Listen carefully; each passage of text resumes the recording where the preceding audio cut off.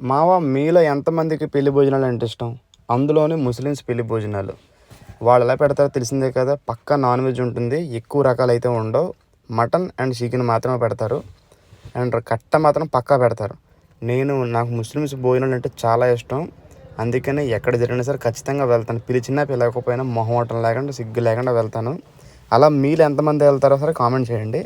And విషయానికి వస్తే నిన్న జగన్ రోడ్లో సూర్య ఫంక్షన్ హాల్లో జరుగుతున్న భోజనాలకి అయితే వచ్చాం, పెళ్లి భోజనాలకి ముస్లిమ్స్ది.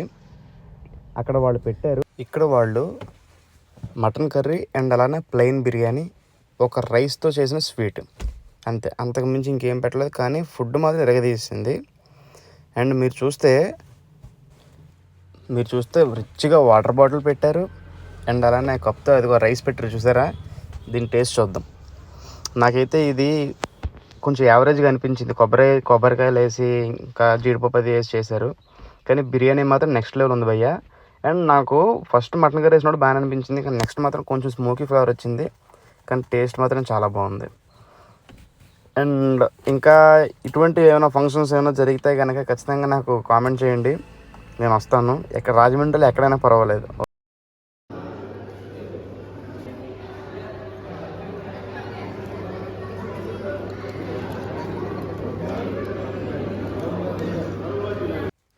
నేనైనా కొంచెం మొహమాటంతో తక్కువ తింటున్నాను, కానీ నా పక్కన నా ఫ్రెండ్ మాత్రం తీసేస్తున్నాడు ఫుడ్.